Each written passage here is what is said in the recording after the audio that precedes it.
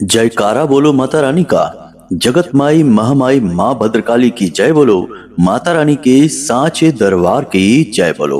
तो वृषभ राशि वालों, स्वागत करते हैं आप सभी का शिवप्रिया भिंड यूट्यूब चैनल में। बंधुओं, आज का यह ज्योतिष कार्यक्रम आपके जीवन में एक क्रांतिकारी बदलाव लेकर आएगा। 3 तरीके की घटनाएं आज के इस कार्यक्रम को देखने के बाद आपके जीवन में घटेंगी। पहली, आपके जीवन में धन दौलत की बरसात होने लगेगी। जी हाँ बंधुओं, हमारे शब्दों पर गौर करना, रुपए पैसे की बरसात होगी।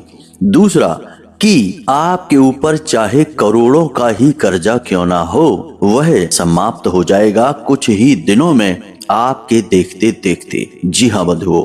और तीसरा, कि आपका बिजनेस, आपका व्यापार दिन दूना रात चौगुना तरक्की करने लगेगा। ये 3 तो वो बातें हैं जो सबसे पहले आपके जीवन में आएंगी और आपको बहुत बड़ा लाभ पहुंचाएंगी। परंतु इनके अलावा भी सैकड़ों अच्छी चीजें आपके जीवन में होने लगेंगी आज के इस कार्यक्रम को अंत तक देखने के बाद। क्योंकि आज हम आपको एक ऐसी विधि, एक ऐसी महाशक्तिशाली क्रिया के बारे में बताने जा रहे हैं जो कालों के काल महाकाल से जुड़ी हुई है। जी हाँ बंधुओं, 2025 प्रारंभ हो चुका है और यह शुरुआती समय है। इसी शुरुआती समय में सुनहरा अवसर है जब आप एक ऐसी महाशक्तिशाली क्रिया या यूं कहें कि उपाय को कर सकते हैं जब देवों के देव महादेव और कालों के काल बाबा महाकाल आपके ऊपर ऐसी अद्भुत कृपा करेंगे जैसा अब तक आपने कभी जीवन में महसूस नहीं किया होगा। जी हाँ बंधुओं, आने वाले सोमवार के दिन आपको इस क्रिया को करना है। भोले बाबा के मंदिर में जाना है और जैसा हम बता रहे हैं उस विधि विधान के साथ इस क्रिया को करना है। जिसने भी सच्चे मन से केवल एक बार इस क्रिया को भोले बाबा के धाम में जाकर कर डाला, उसका जीवन तो पूर्ण रूप से स्वर्ग में बदल गया।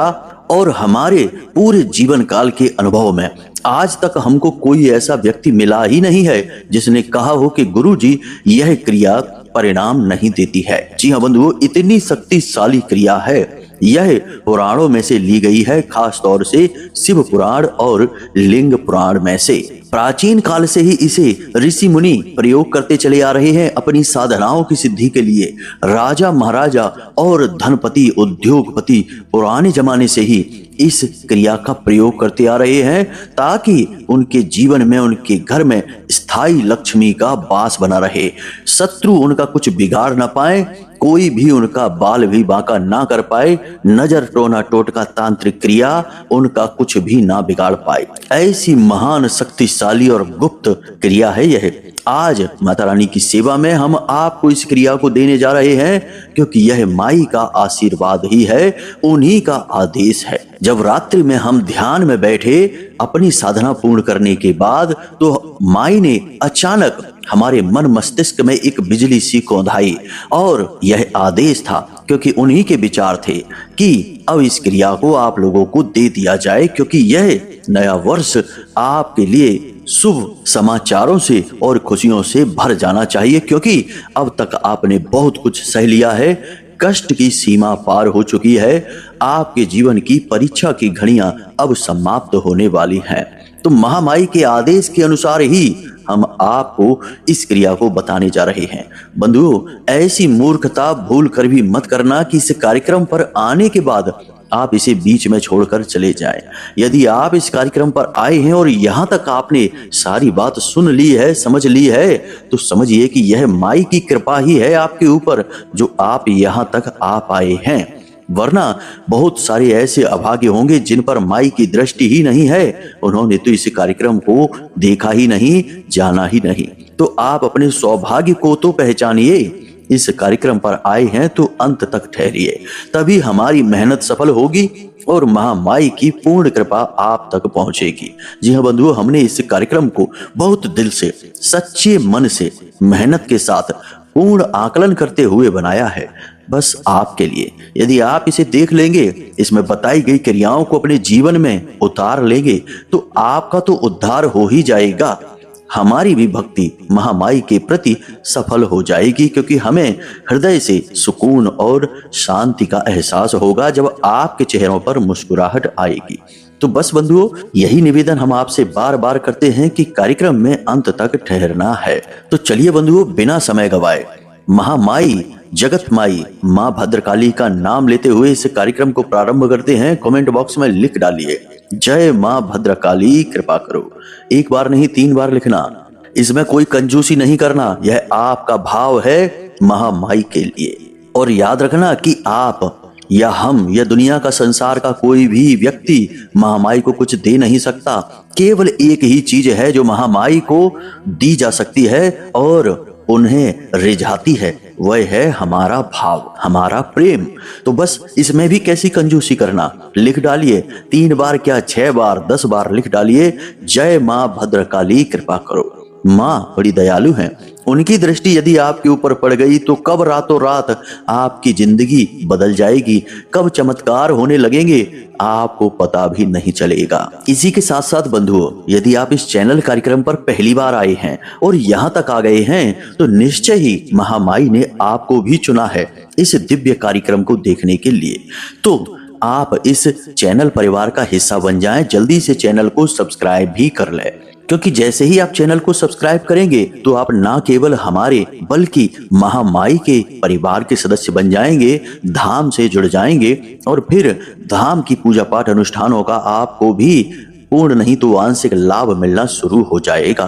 तो चलिए जल्दी से चैनल को सब्सक्राइब करिए और कमेंट बॉक्स में लिख डालिए कि हे महामाई, मैं भी आपके परिवार का हिस्सा हूँ। जब आप ऐसा लिखेंगे तो हमें बहुत अच्छा लगेगा और हमें लगेगा कि हमने कुछ बालक महामाई से जोड़ दिए हैं, उनके परिवार से जोड़ दिए हैं। यह हमारे लिए बड़ी गर्व की बात होती है, इसलिए आप चैनल सब्सक्राइब करते हुए यह अवश्य लिख देना। तो बंधुओं, चलिए अब अपने मूल विषय को प्रारंभ करते हैं। जिस क्रिया के विषय में हम आपको बताने जा रहे हैं, उस क्रिया को करने के लिए आपको कुछ जरूरी बातें हैं जिन्हें जानना बेहद आवश्यक है। और याद रखना कि यह केवल एक बार की जाने वाली क्रिया है, बार बार नहीं, तो इसमें कोई गलती ना हो जाए।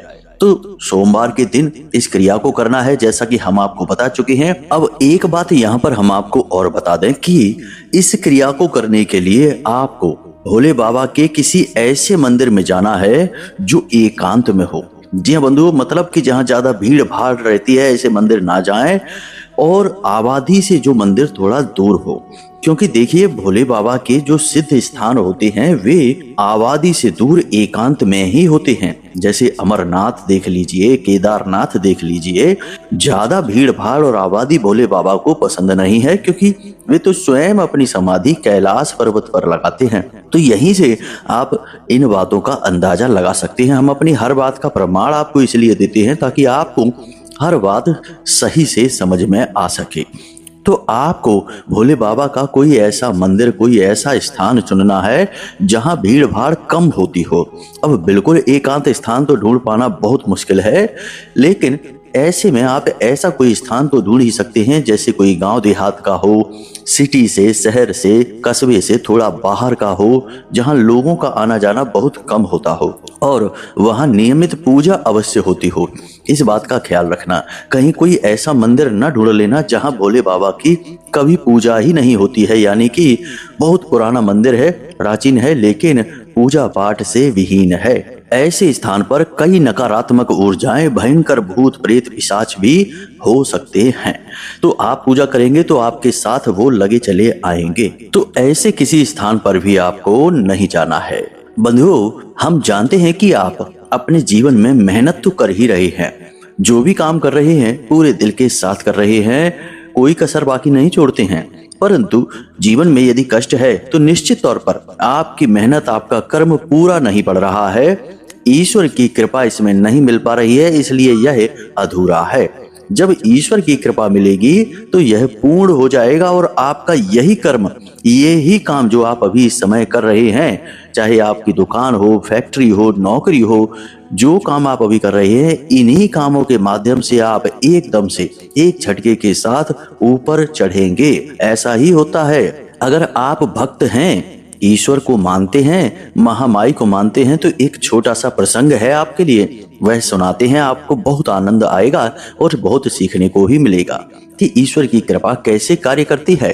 तो ध्यान से समझिए। प्रभु श्री राम जब सेतु का निर्माण करवा रहे थे तो सभी जीव जंतु, बंदर, भालू आदि ने मिलकर कोशिशें की और पुल का निर्माण कर दिया, लेकिन वह पुल तो बहुत सकरा था, चौड़ा नहीं था।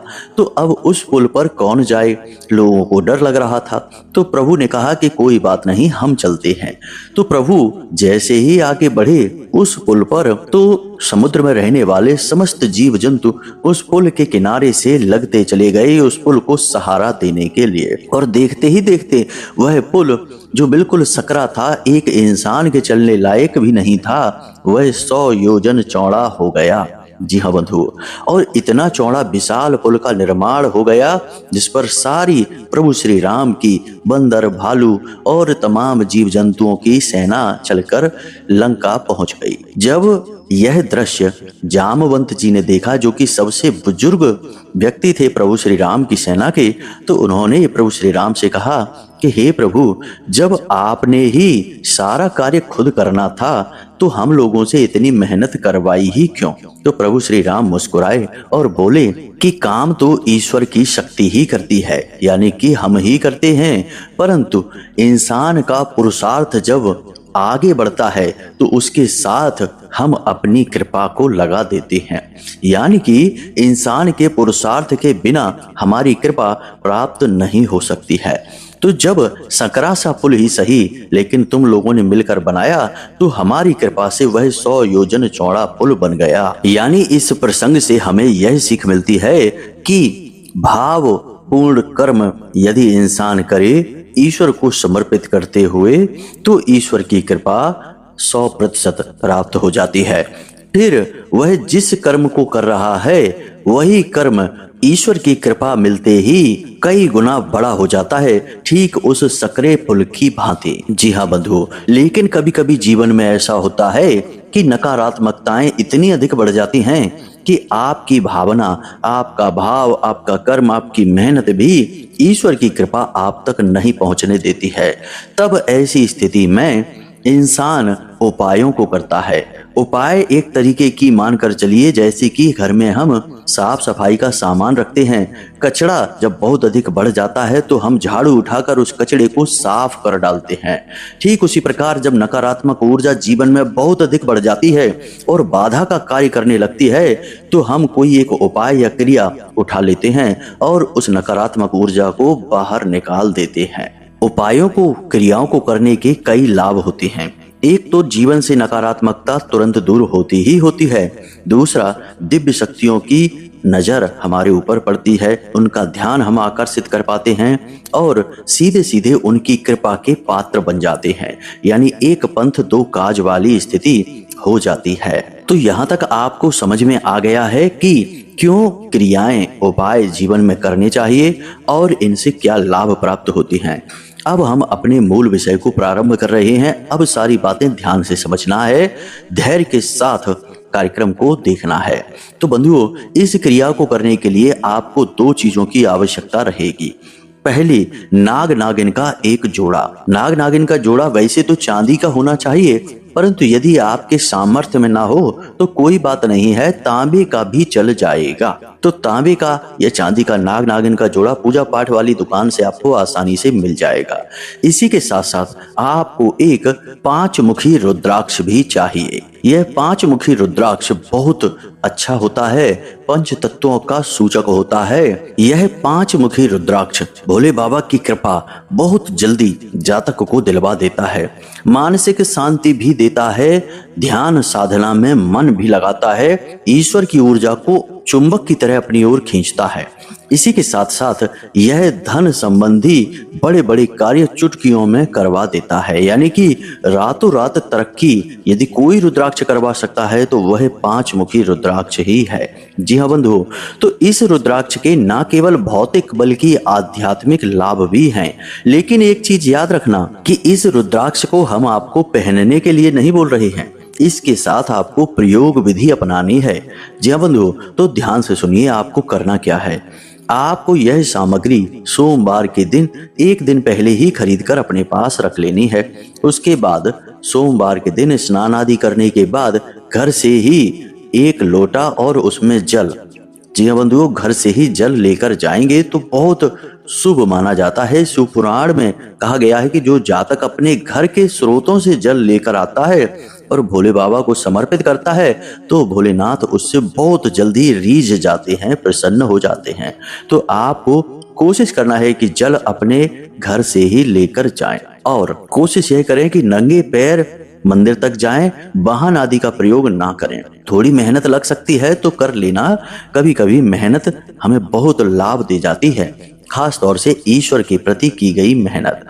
तो अब यदि ये सारी चीजें संभव नहीं है तो फिर आप सुविधा भी ले सकते हैं, परंतु हम तो आपको जो व्यवहारिक, मौलिक और अनिवार्य विधि है वह बता रहे हैं। तो अब आपको ये सारी सामग्री लेकर भोले बाबा के मंदिर पहुंच जाना है। वहां पर आपको भोले बाबा को जल समर्पित करना है। उसके बाद जो आप नाग नागिन का जोड़ा लेकर गए हैं उस जोड़े को आपको शिवलिंग के ऊपर रख देना है। याद रखना कि शिवलिंग की साफ सफाई कर लेना, पत्तियां चढ़ी हों, बेलपत्र वगैरह चढ़े हों तो उन्हें हटा लेना। उसके बाद सीधे शिवलिंग से स्पर्श कराते हुए इस नाग नागिन के जोड़े को रख लेना। उसके बाद जो रुद्राक्ष है उसे आप जो जलाधारी है जहां से जल नीचे गिरता है वहां उस रुद्राक्ष को रख देना, यानी कि वह रुद्राक्ष भोले बाबा पर चढ़ाए हुए जल से स्नान करेगा और पवित्र होता चला जाएगा। अब आपको वहीं उसी अवस्था में उस मंदिर में बैठ जाना है और भोले बाबा का पंचाक्षरी मंत्र, जो कि बहुत शक्तिशाली है, महाशक्तिशाली है, इस मंत्र का 11 माला जाप करना है। याद रखना बंधुओं कि 11 माला जाप आपको एक ही आसन पर बैठकर करना है और गाय के घी का दीपक जलाकर अपने सामने रख लेना है। जी हाँ बंधुओं, यह बहुत ही शक्तिशाली प्रयोग है तो इसे पूरी गंभीरता के साथ लेना है। माला पूर्ण होने से पहले आपको ना तो आसन छोड़ना है और ना ही किसी से कोई बात करनी है। आप आंखें बंद भी रख सकते हैं या फिर सीधे शिवलिंग के दर्शन भी कर सकते हैं। जी हाँ बंधु, नीचे जो रुद्राक्ष आपने जलाधारी के पास रखा है जिस पर जल गिर रहा है उसे आप एक प्लेट में रख सकते हैं, सीधे जमीन पर मत रखना। अब जब आपका जाप पूरा हो जाए तो उसके बाद आपको आसन से उठना है और जो आपने रुद्राक्ष को जमीन पर रख रखा है, यानी कि जलाधारी के पास रख रखा है जिस पर जल गिर रहा है, उस रुद्राक्ष को शिवलिंग से स्पर्श कराना है और उसे सफेद कोरे कपड़े में, नए कपड़े में लपेट कर अपनी जेब में रख लेना है।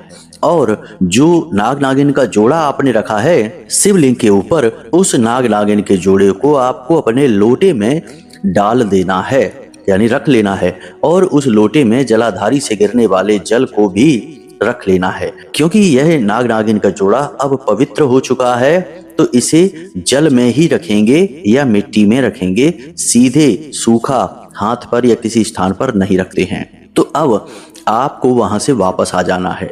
वापस आते समय आपको कोई दूसरा कार्य नहीं करना है, सीधे अपने घर आना है और किसी से कोई चर्चा नहीं करनी है, बात नहीं करनी है। प्रयोग को पूरी गंभीरता के साथ लेना है। अब सीधे घर आकर आपको अपने घर के ईशान कोण में, जी हाँ बंधुओं, यदि ईशान कोण आप नहीं जानते तो बता देते हैं कि पूर्व दिशा और उत्तर दिशा के ठीक बीचों बीच जो कोना है उसे ईशान कोण कहते हैं। यदि आपके घर में ईशान कोण में कच्ची जमीन है तो आप उस कच्ची जमीन में थोड़ा सा गड्ढा खोदें और मिट्टी में इस नाग नागिन के जोड़े को दबा दें और उसके ऊपर एक गमला रख दें जिसमें बेल पत्र स्थापित हो और उस बेल पत्र के नीचे एक प्लेट में छोटे से शिवलिंग को लाकर रख लें। यदि कच्ची जमीन नहीं है तो आप खाली गमला लें, उसमें सबसे नीचे नाग नागिन के इस जोड़े को रखें, उसके ऊपर मिट्टी भर दें और उस मिट्टी में आप बेलपत्र स्थापित करें और इसी प्रकार आप शिवलिंग को वहां स्थापित कर दें। प्रतिदिन शिवलिंग की आप पूजा करें। यह बहुत शक्तिशाली प्रयोग है, हर प्रकार की नकारात्मकता को आपके घर से दूर भगा देगा और सुख, समृद्धि, धन दौलत को चुंबक की तरह आपकी ओर खींच कर लाएगा। दूसरा कि जो आप रुद्राक्ष लेकर आए हैं उसे लाकर अपने पूजा घर में रख लें। उस रुद्राक्ष को आप प्रतिदिन धूप और दीप से धूनी अवश्य दिया करें, पूजा घर में रखकर ही। और जब आप अपने घर से अपने काम धंधे व्यापार पर निकलें तो उसे उसी सफेद कपड़े में लपेटकर अपनी जेब में रख कर ले जाएं। आपकी दुकान है, आपका काम धंधा व्यापार है, तो आप अपने गल्ले में जहाँ पैसे वगैरह रखते हैं उसमें उस रुद्राक्ष को ले जाकर रख लें और लौटते समय उसे वापस ले आएं और अपने घर के पूजा घर में रख लें और उसे धूप दीप से धूनी दिया करें। अब धूप दीप को दिखाना ही धूनी देना होता है। हाथ से जो धूप का धुआं होता है उसे रुद्राक्ष की ओर प्रवाहित करें, इसे धूनी देना कहते हैं। तो धूप दीप की धूनी दें। अगले दिन फिर से आप यही करें। अब यदि आप यात्रा पर जा रहे हैं तब भी आप इस रुद्राक्ष को अपनी जेब में रख कर ले जाएं। पवित्रता का इसकी ख्याल रखें, यह अपवित्र ना हो, यानी कि उल्टे सीधे अपवित्र हाथों से इसे ना छुएं और किसी ऐसे स्थान पर ना जाएं जैसे मांसाहार हो रहा हो, जुआ खेल रहा हो, शराब पी जा रही हो या गलत तरीके का वातावरण हो। ऐसे स्थान पर आप इस रुद्राक्ष को लेकर ना जाएं। किसी की शव यात्रा में या शमशान या फिर किसी के यहाँ सूतक या पातक लगा हो तब भी आप इस रुद्राक्ष को लेकर वहां ना जाएं। बस इन बातों का ध्यान रखें और खुद भी ऐसी गलत गतिविधियों में ना डूबें। जुआ, शराब, वेश्यावृत्ति और गलत कार्यों में बिल्कुल भी ना भटकें, दूर रहें इन चीजों से। बस यह रुद्राक्ष आपके लिए भोले बाबा का सीधा आशीर्वाद है। जी हाँ बंधुओं, इसे उसी प्रकार से महसूस करें। जैसी आपकी मन स्थिति वैसी ही आपकी परिस्थिति होगी। यदि आप इसे केवल एक चीज समझकर अपनी जेब में रखे रहेंगे तो कुछ भी नहीं होगा। आपको भाव तो बनाना ही पड़ेगा। तो आपको समझना होगा कि आपके साथ भोले बाबा की कृपा चल रही है, स्वयं भोले बाबा की शक्ति आंशिक रूप में आपके साथ चल रही है। तो उसी प्रकार आपको महसूस करना होगा और देखिए कि कैसे चमत्कार घटित होते हैं। आपके शत्रु आपके सामने ठहर भी नहीं पाएंगे। आपकी बातों में इतना प्रभाव आ जाएगा कि लोग आपसे प्रभावित हो जाएंगे और बड़े बड़े काम आपको पकड़ा दिए जाएंगे। आपकी तरक्की दिन दूनी रात चौगनी होने लगेगी। यह प्रयोग अब तक जिसको भी हमने बताया कभी असफल ही नहीं हुआ। आप इसे अवश्य करिए। वर्ष का पहला सोमवार 6 जनवरी को है। आप इसी दिन इसे कर डालिए और यदि यह दिन आपसे मिस हो जाता है तो कोई बात नहीं है, किसी भी सोमवार के दिन आप इस उपाय को करिए। परिणाम वैसे ही रहेंगे जैसे हम आपको बता रहे हैं। तो उम्मीद है कि जो बातें हमने आपको बताई हैं वे आपने अच्छी तरह से समझ ली हैं। अब इन बातों का आप प्रयोग करिए और इनके चमत्कार होते हुए अपने जीवन में खुद देखिए। यदि कोई प्रश्न आपके मन में उठे तो आप हमें वीडियो में दिए गए नंबर पर फोन करके पूछ सकते हैं। कुंडली का विश्लेषण यदि आप कराना चाहते हैं तो उसके लिए भी आप वीडियो में दिए गए नंबर पर फोन कर सकते हैं और श्रेष्ठतम कुंडली आकलन प्राप्त कर सकते हैं। तो इसी के साथ साथ बंधुओं, आज के इस कार्यक्रम को यहीं विराम देते हैं। हमेशा हंसते रहिए, सकारात्मक रहिए और महामाई पर अपनी आस्था और विश्वास बनाए रखिए। आपका कल्याण होगा। प्रेम से बोलिए जय माई की, जय मां भद्रकाली, जय बाबा भोलेनाथ।